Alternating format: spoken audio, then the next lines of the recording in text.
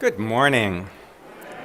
Good morning and welcome to First Parish in Concord on this nice balmy March day. I tell you, March toys with us a little bit, but we're headed in the right direction.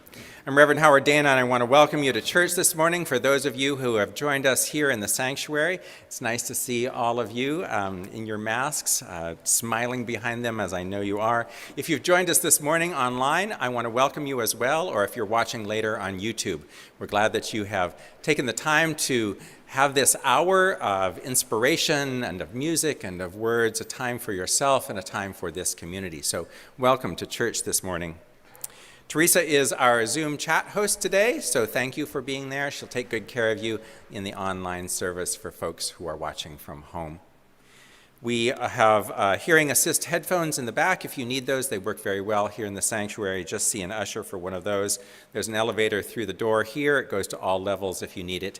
And we have gender-neutral restrooms with accessible stalls. We are glad that you are here this morning. We are grateful to all of you for taking care of this community. To keep us all safer, masks must be worn inside the building. Also, social distance as much as you can, please. Our worship leaders, choir, and teachers are all vaccinated. We strongly encourage vaccination for everyone who is medically able, as this is how we can care for ourselves and for one another. The choir will sing one anthem, and the congregation will sing the closing hymn.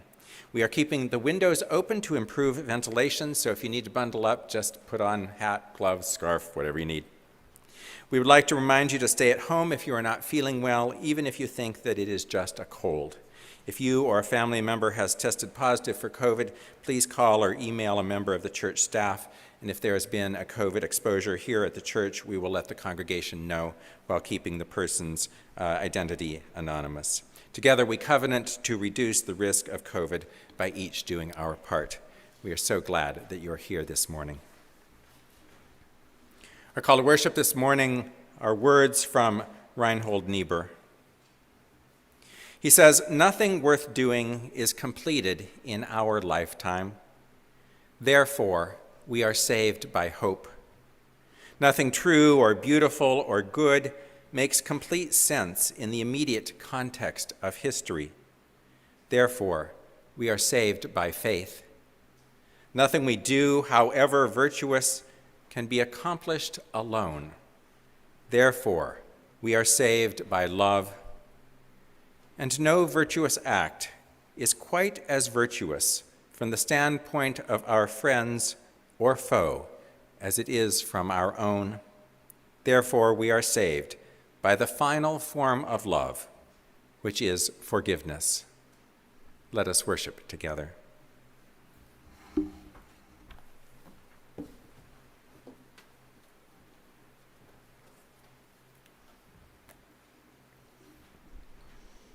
The flaming chalice is the symbol of our Unitarian Universalist faith. We kindle its flame each time we come together as a beacon of hope and memory, a beacon of life. And today we light it in honor of our seventh principle, the interconnected web of all existence, of which we are a part.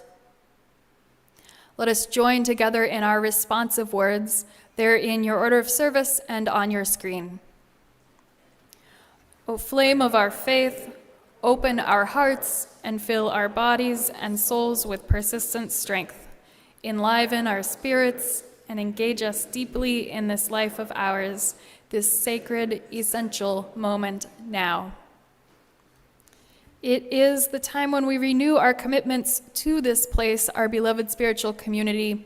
Today, our pledge campaign testimonial is offered by Sydney Haddad. Sydney, come on up.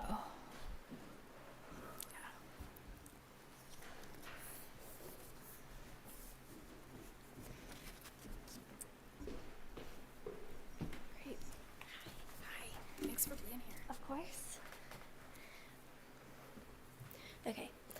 Hi, I'm Sydney. I was asked to think about connections at First Parish. This was a rather daunting task, as the list was very long and quite frankly overwhelming. Attending RE, choir, Ferry Beach, and Mother-Child Book Club are some of the ways that I started to connect to this congregation. I saw book club members at the memorial yesterday, and it proved that we are bonded and eager to support one another, no matter how infrequently we see each other. When I was 12, my mom and I went to the Unitarian Universalist Association's General Assembly. I had the unique opportunity to meet other UU kids from different states. Thanks to technology, I even reached out to a friend I made many years later when I was in Seattle. Additionally, I was warmly welcomed by the delegates from First Parish, despite being the only one there under probably about 40. I feel that same warmth throughout this community, especially those involved in Grubb's Place, an original musical written by a member here about an inclusive bug colony I was in earlier that year. Even many years later, in the face of COVID and uncertainty, I've been able to connect. A couple of weeks ago, when I was in the building making pizza with friends at youth group, Dawn handed me the mask that I made for coming of age. It was half finished. I planned to complete it at our next meeting, but that meeting didn't happen, not in person at least. But my COA experience didn't feel unfinished. Before the pandemic, I went to City Reach wearing my Taylor Swift shirt proudly in honor of her birthday. I got to sing Shake It Off with the amount of people who saw my shirt and just burst into song. I got to speak to a patient man, Pedro, in my broken Spanish, trying desperately to communicate. And I got to see the kind woman who had offered me a seat next to her a year earlier at Common Cathedral. With the support of my mentor, I was able to finish COA feeling content, despite sharing my credo and singing a song in my house. I also enjoyed singing for the Zoom youth service later that year. Youth group was one of the constants during the pandemic that allowed me to create deep connections with people of different grades and different schools, some of which I've even been able to maintain even after people have graduated. A member even remembered these performances when I introduced myself to him. Just as members have remembered me from pastoral care cards, they probably remembered this because of all of the terrible spelling errors, but nonetheless, it feels good to be remembered. This year, I'm helping out with RE, and during the second week, a kid asked after me. I had connected with him, but more importantly, as a first grader, he already felt seen in this community, just as I have time and time again. I have become more involved in the issues of immigration and climate through connections made initially within the walls of this congregation. I have received warm greetings on Zoom because someone knew me since I was in first grade. This congregation is special. My incredible experience has been because of all of you and your generosity. I have had so many awesome opportunities, and I hope those can continue for the kids that I have the pleasure of being with at RE and many in the future. So thank you for your generosity. If anyone wants to talk to me, I will be at coffee hour, but not until after Gospel Ensemble. Just another way that I connect in this community. Thank you.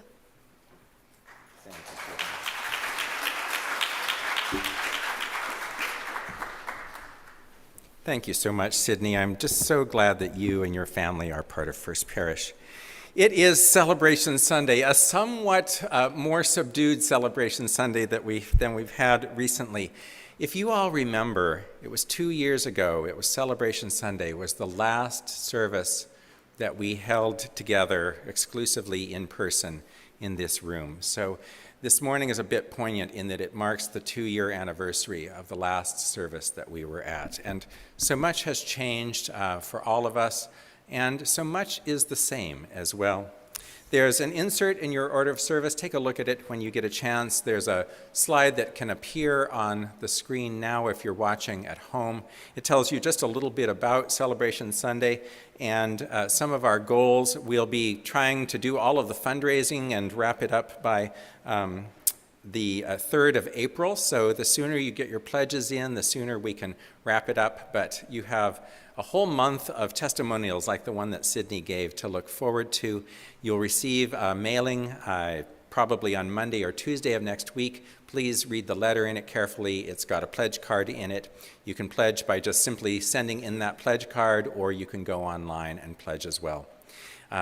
The last thing that I want to mention is Liz will hold out, or Paul or Liz. This is a prize that we have. Elaine Wallace did this quilt, and for anyone who raises their pledge by $520 or more, that's $10 a week or more, your name will be entered into a raffle for this. It's wonderful. It would look good on a wall in your home or in a kid's bedroom or a gift for a baby. So that's the prize for the 520 challenge this year.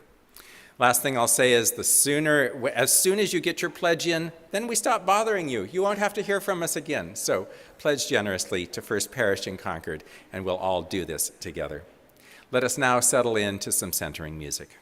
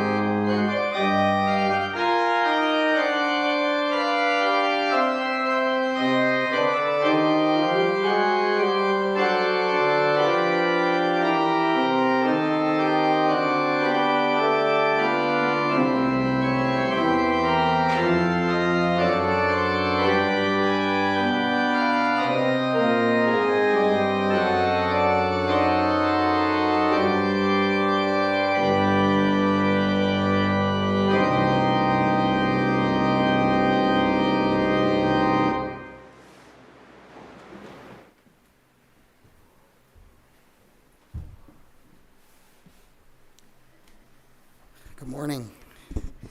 Our responsive reading this morning is number 648, Beginners, by Denise Levertov. I'll read the first part, and Liz will read the italics with you all. Number 648. 648.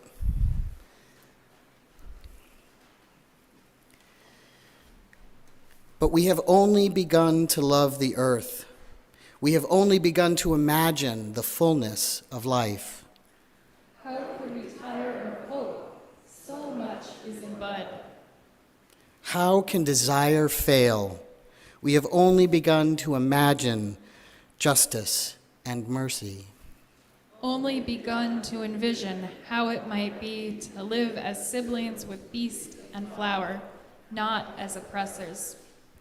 Surely our river cannot already be hastening into the sea of non-being. Surely it cannot drag in the silt all that is innocent. Not yet, not yet. There is too much broken that must be mended. Too much hurt that we have done to each other that cannot yet be forgiven. We have only begun to know the power that is in us if we would join our solitudes in the communion of struggle. So much is unfolding that must complete its gesture. So much is in bud.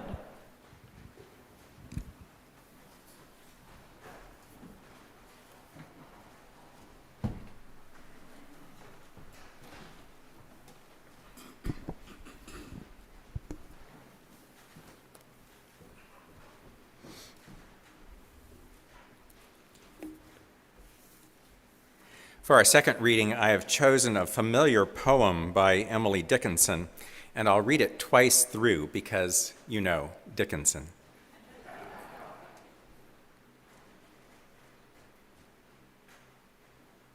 Hope is the thing with feathers that perches in the soul and sings the tune without the words and never stops at all.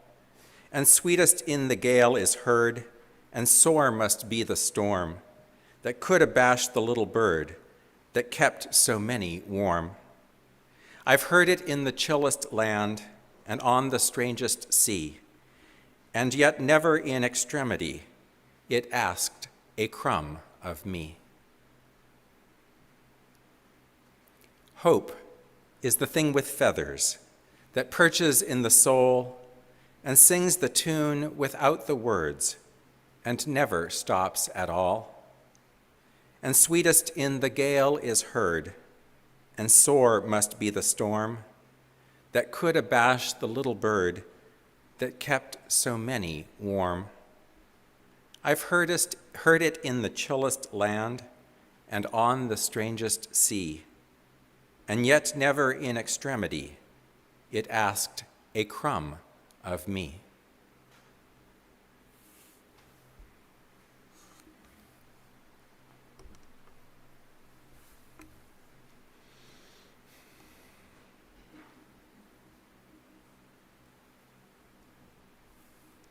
In the early 2000s, naturalist Jane Goodall began working with villagers in Tanzania.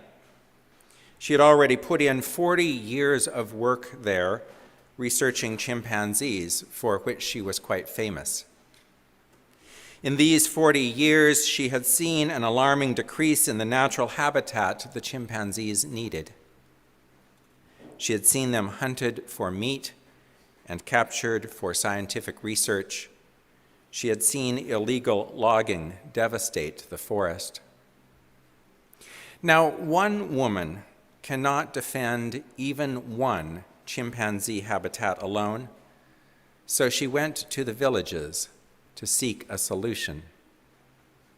As described in an article by Roger Owens in the Christian Century, near what remained of the decimated Gombe forest, Goodall learned her concern for the deforestation was not shared by the villagers. Instead, they were worried about health care, education, and water. Only when Goodall and her foundation took the time to listen to the human concerns of the people who were worried about their own survival, the people who were destroying the chimpanzee habitat, only in listening to them were they then able to reverse the destruction. Rather than preaching conservation or threatening the villagers with the law, Goodall initiated a cooperative discovery about what a harmonious kinship between the Gombe forest and the Tanzanian villagers could look like. Together they called it community-based conservation. From satellite images, for instance, villagers learned how deforestation contributed to mudslides and how forest conservation and sustainable use of its resources could benefit the villages. Now, the villagers themselves patrol the forest looking for animal traps and reporting illegal logging. More recent satellite images prove the results. The forest is regenerating. But this optimistic story shows just one side of Goodall's work. As a pragmatic environmentalist, she is also willing to work with the bad guys. She has been criticized for her approach in working with politicians, oil companies, and medical labs that perform research on chimps. Animal rights activists protested her visits to NIH-founded laboratories. Other environmentalists question her working with the Conoco Oil Company to build a chimpanzee sanctuary in the Congo. But Michael Nichols, her longtime photographer, defends her approach. What is Jane Goodall doing working with the bad guys? He asks. Well, that's what you do when you want to make change. You don't work with the choir. No offense, choir. You work with the bad guys, and they become good guys. You work with the bad guys, and they become the good guys. Oh, if only we could do this. As a mild-mannered British grandmother, Jane Goodall confronts our usual way of approaching a problem. Usually we label each side as bad or good and launch a confrontation. Of course, we imagine ourselves to be on the good side, fighting against the obvious evil of the other side. But what if it wasn't as simplistic as that? What if we brought more hope to our work? If our planet is to be saved from environmental destruction, with whom are we willing to work? And how do our preconceptions block our ability to work with unlikely partners? Don't be confrontational, Goodall tells audiences.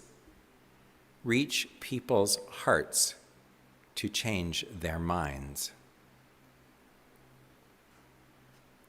Now, I don't believe for one moment that there is only one solution to a problem. Rather, I think that there are many solutions to problems, especially big problems.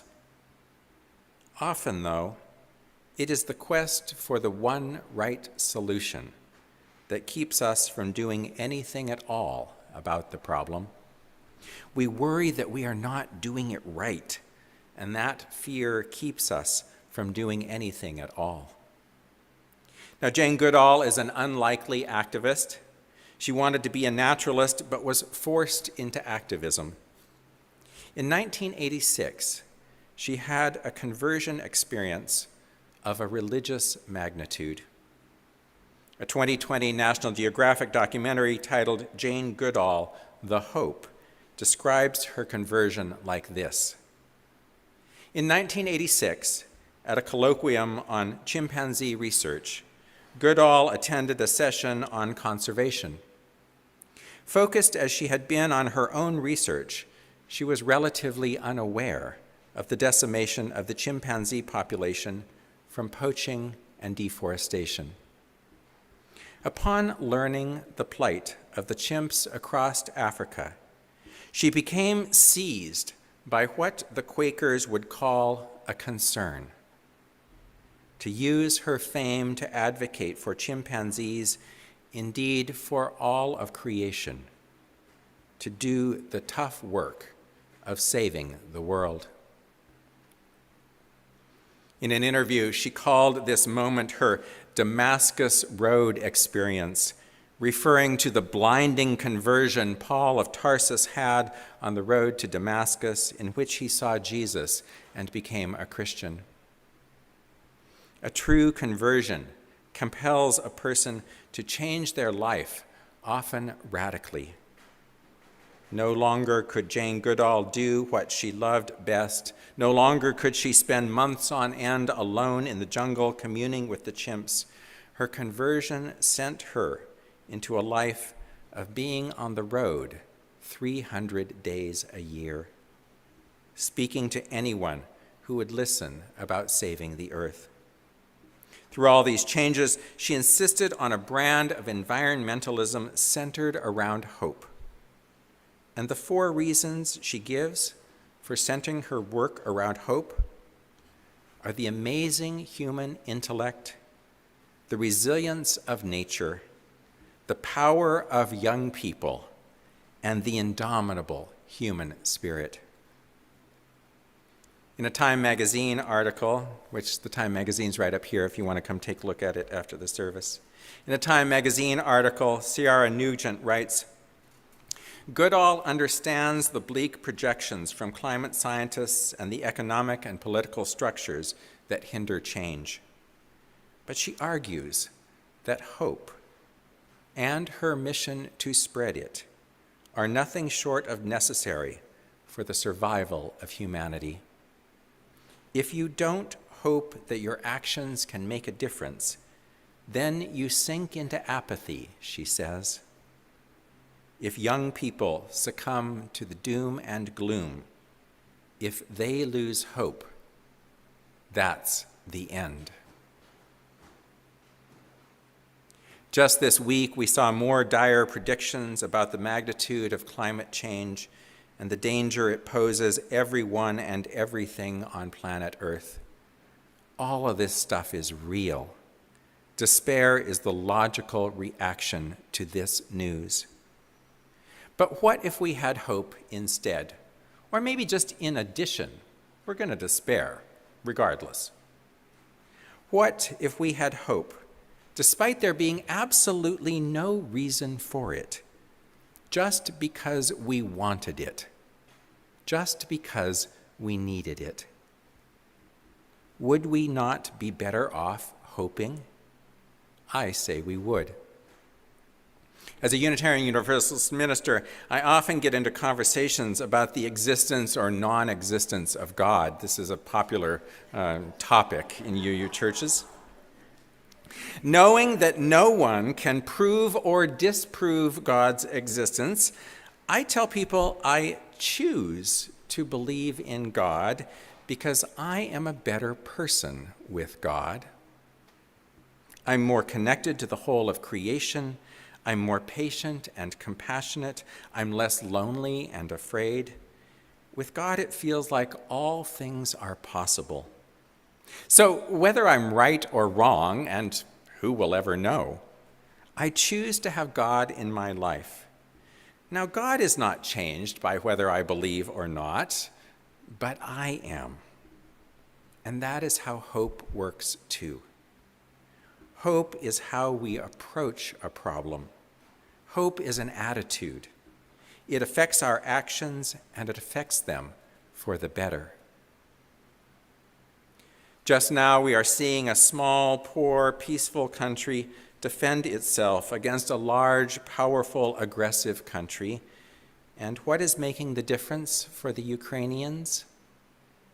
It is their hope. There is no reason they should win this fight, and they might not. But the hope of defending their nation and returning it to peace is making the difference in the fight and inspiring the rest of the world to help them. Jane Goodall is 87 years old. She does not have much of her life left. She knows she comes from a different generation than the young activists who inspire her now. She knows that she is a white lady with all the white privilege that goes with it, and she does not see herself as a white savior. She cringes at the notion that people would think she is a saint.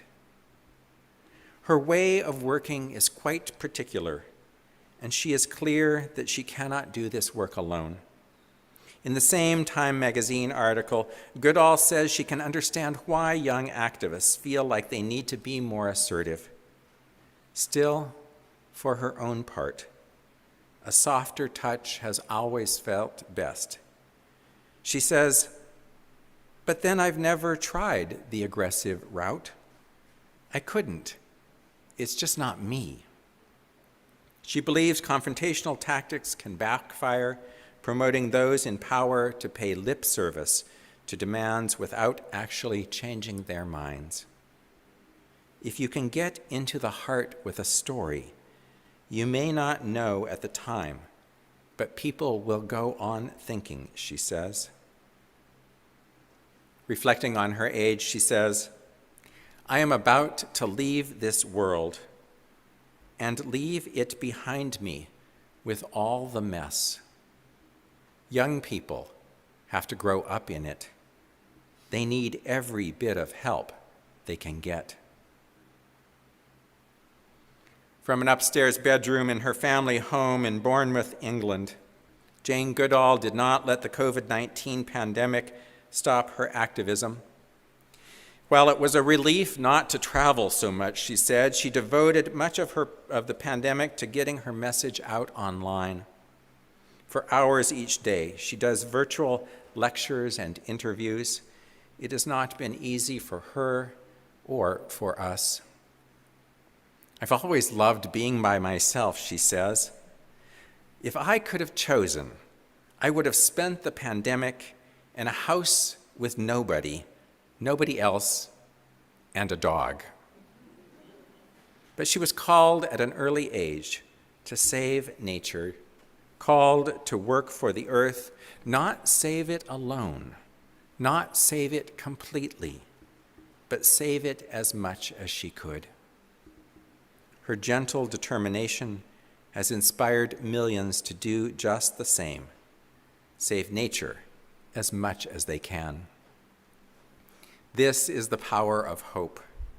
It inspires people to do things that they are not sure that they can do. Hope laughs in the face of adversity. It scoffs at limits. It naively takes on challenges. Hope is not afraid of evil. And at its best, hope brings a pragmatic approach that questions old norms and seeks out new partners. If Jane Goodall can work with an oil company, imagine what any of us could do to reach across the chasm of perceived right and wrong. If Jane Goodall can love her adversaries, imagine what any of us could do to reimagine good and evil. What is Jane Goodall doing, working with the bad guys? Well, that's what you do if you want to make change. You don't work with the choir. You work with the bad guys, and they become the good guys. May we be wise enough to go and do likewise. So be it. Amen. There's a question I'd love you to ponder. If you're here in the room, just talk to somebody near you or scoot a little closer to somebody sitting on their own. If you're online, you can put your responses into the chat, and we'll all share for a couple of minutes. How do you foster hope for the future of the planet? How do you foster hope for the future of the planet? We'll ring a gong at the end. Please chat for a moment or two.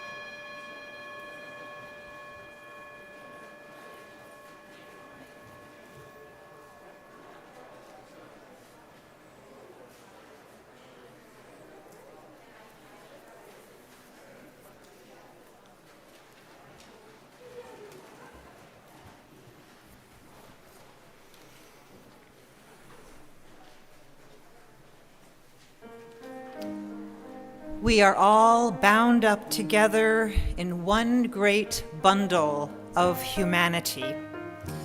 Composer Joan Simcoe has set to music these words spoken by Frances Ellen Watkins Harper, Black suffragist, abolitionist, and Unitarian, to the National Women's Rights Convention in 1866.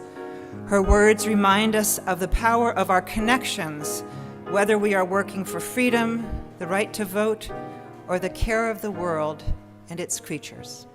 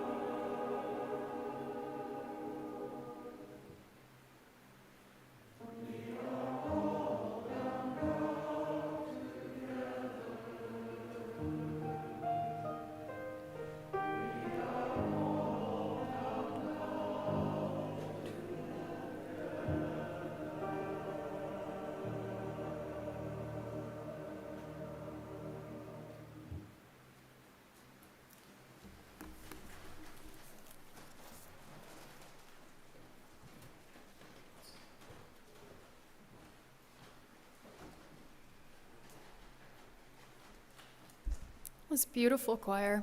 Thank you, Beth. Thank you, choir.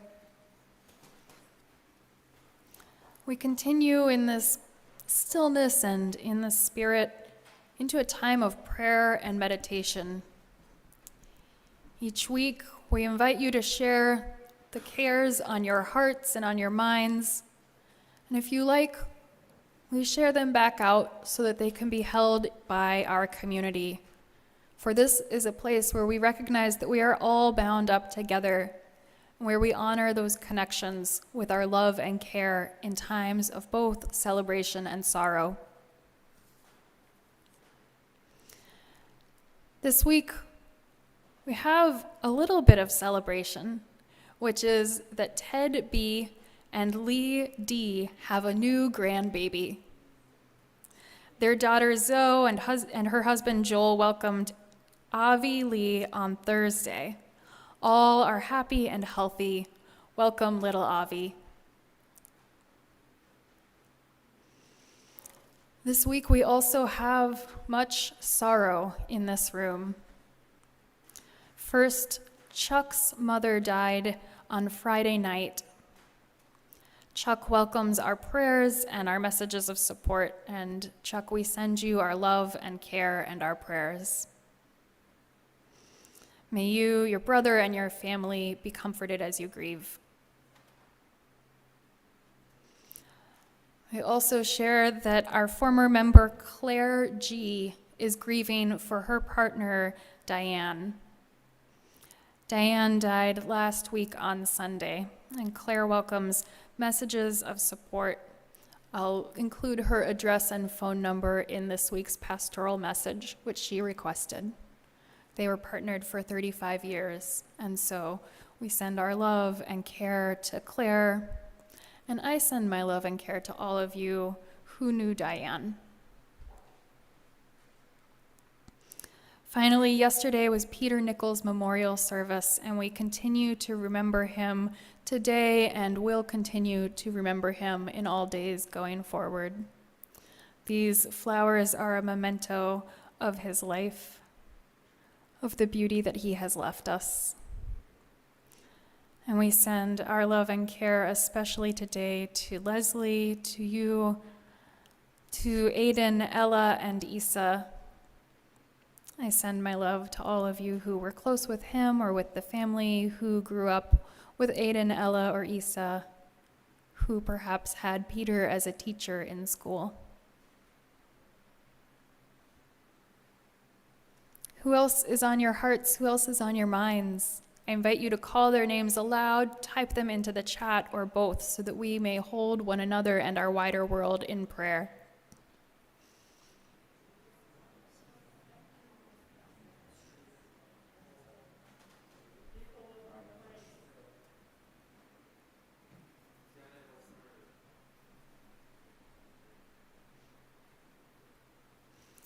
And let us join for Spirit of Life.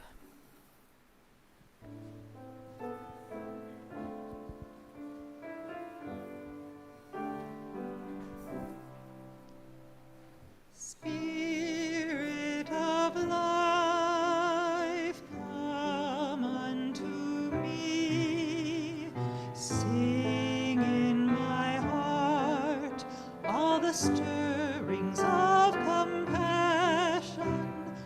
Blow in the wind, rise in the sea, move in the hand, giving life the shape of justice. Roots hold me close, wings set me free. Spirit of life, come to me, come to me.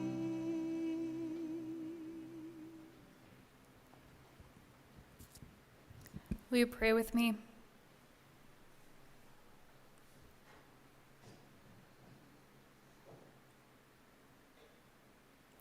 I offer a prayer for all those who we have just named, especially those in our community. May you who are grieving have a balm for your grief and be comforted by the love of all of us here today. May you who are celebrating feel your joy doubled. And our prayer continues with these words from Jane Goodall herself. I pray to the great spiritual power in which I live and move and have my being. I pray to God. I pray that we may all times keep our minds open to new ideas and shun dogma, that we may grow in our understanding of the nature of all living beings and our connectedness with the natural world, that we may become ever more filled with generosity of spirit and true compassion and love for all life, that we may strive to heal the hurts that we have inflicted on nature and control our greed for material things, knowing that our actions are harming our natural world. That we may value each and every human being for who they are, reaching to the spirit that is within, knowing the power of each individual to change the world. I pray that we may learn the peace that comes with forgiving and the strength we gain in loving, that we may learn to take nothing for granted in this life, that we may learn to see and understand with our hearts, that we may learn to join in our being. I pray for these things with humility. I pray because of the hope that is within me and because of my faith in the ultimate triumph of the human spirit. I pray because of my love for creation and because of my trust in God. I pray, above all, for peace throughout the world. Let us linger in this prayer and in our own private prayers, sitting in stillness together for a moment.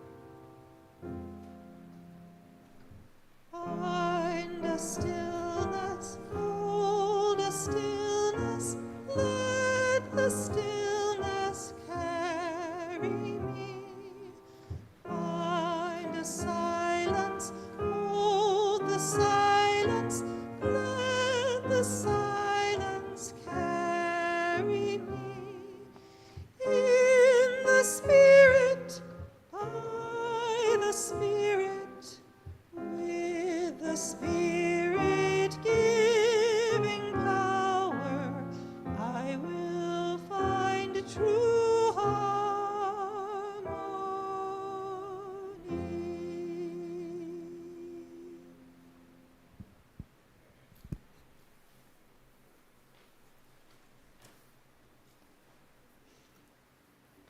Let us move from our inner hearts to our wider world. Our mission engages us to build community, deepen spiritually, and work for justice. At this time in our service, we offer a reflection on the ways in which our actions can shape the world. When we act in ways that support and hold beloved community, we are acting socially for the good of the whole. Sometimes this requires sacrifice, sometimes it requires courage, and always it requires love. This week, Jim Snyder Grant is offering our social action candle with an introduction to our new Share the Plate organization for March. That organization is Alternatives for Community and Environment. Thanks, Jim, for being here.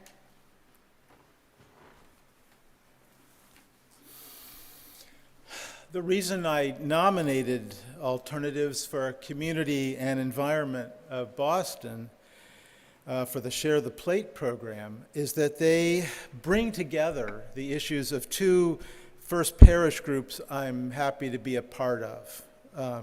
The Racial Justice Action Group, or RJAG, and the Environmental Action Team, which has the confusing acronym of EAT. What I've noticed when I've traveled in Boston, and you'll see the same thing, you'll see the downtown area with lots of jobs and shopping and open space. And then when you travel down to the historically black neighborhoods such as Roxbury to the south, you'll see fewer jobs, fewer stores, fewer trees. If you were to see a map of air quality or rates of asthma, they'd also show you the impacts of long-term and ongoing racist structures that create less healthy conditions for those in Roxbury.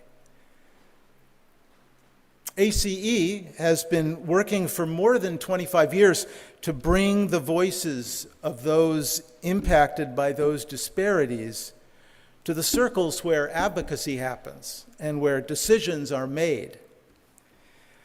You can learn more about ACE at their website and social media feeds, but here's two recent things that stood out for me. Just last week, members of ACE worked with Olin College to build and then install a series of air quality monitors throughout Roxbury so that their advocacy for improvements can be backed up by recent data. The other thing that I noticed was that ACE has been advocating for improvements to bus transportation. Because of their early alliance and advocacy with now Mayor Wu, there are now 4 buses that run between Roxbury and downtown that are free. I'm honored to support Alternatives for Community and Environment, and I encourage you to do the same.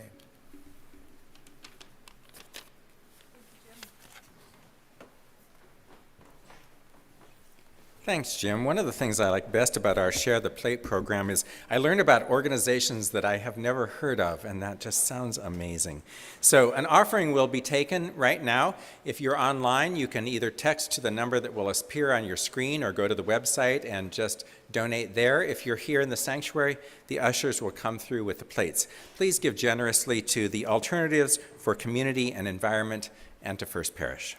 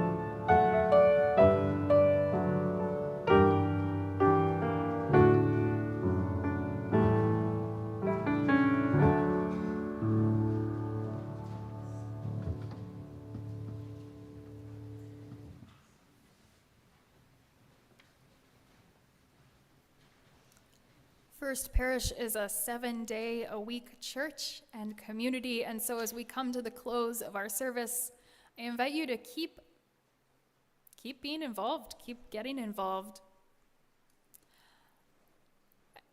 The place to find everything happening is in FP Weekly, which comes to your inbox on Fridays. It's got a quick little calendar. You can just click on the thing you're interested in. It'll jump right to the more information about it. And then farther down are things that are farther out. You can subscribe on our website. There should be a link in the chat. If you're not getting it and think you should be, just check your spam filter, because sometimes spam filters get a little overzealous. I do want to let you know about something that we didn't quite make it in this week, but will be in next week's. It's a save the date, 2 Tuesdays out from now on March 15th. We're offering an evening Vespers service as a way to mark the 2nd anniversary of COVID being declared a global pandemic.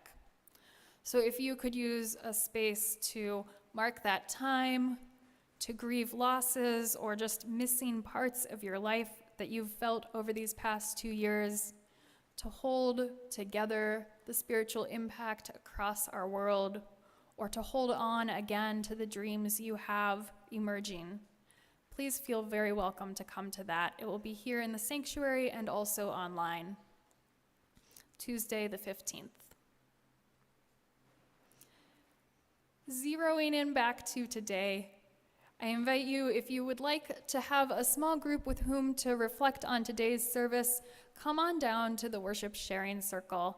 It also is both in person and online. The link will be shared at the end of the service. If you're here in person, you go upstairs or up the elevator and just wind your way back to that last corner room. It will be facilitated today either by Jim or Pamela, both of whom are very capable. If you would like a more open-ended, less structured way to be in community this afternoon, we have coffee hour. Coffee hour is out on the terrace. It's a little weathery today, but I don't know about y'all. I've been warm today. That's nice. So maybe that will be able to continue outside. You can go get your coffee downstairs and then bring it right on out. I know that our towns and some of our school systems are loosening their mask mandates. We here at church are keeping our masks on when we are indoors because we want to be as safe as possible for folks who have that lower risk tolerance and for whom it might be a bit of a stretch to be here. So I know when you throw in all the wider changes and coffee in your hand into the mix, it can get confusing. My brain and body get confused too about when we're masking. Just do your best to keep it on when you're in the building. And if you see someone whose mask has fallen or they've forgotten, we'll just remind each other gently. Thank you for that. It's good to be part of a community of care. If at coffee hour you would like to find out more about First Parish, Liz Rust is personing our welcome table, and Jim Hawks is here from our standing committee. The standing committee is our governing board. The welcome table is run by our congregational life committee. So both Liz and Jim are very able and friendly folks who can help you with anything you need.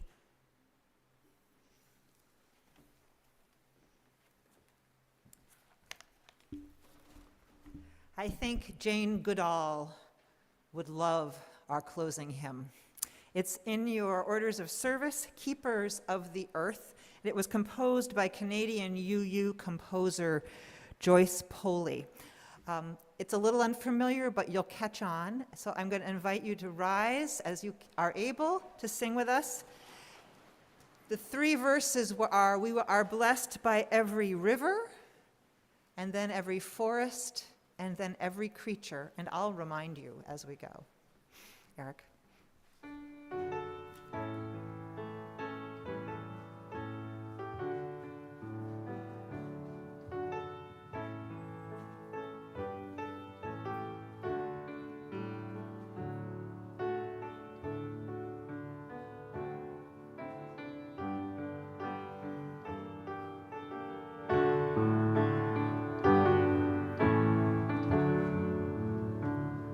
We are blessed.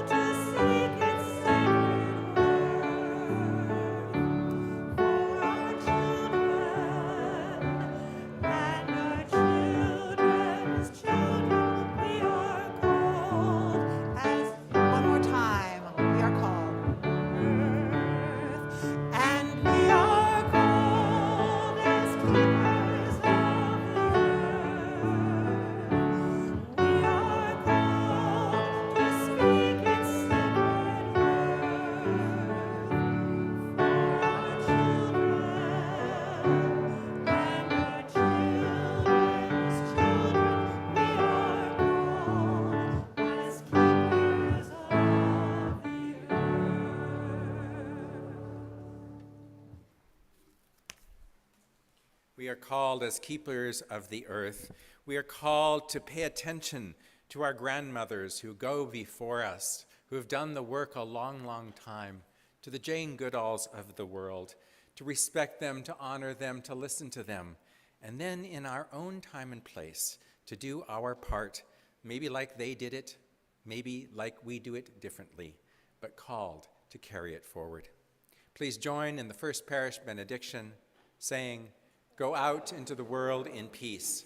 Have courage. Hold on to what is good.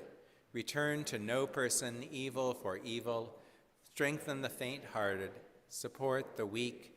Help the suffering. Honor all beings."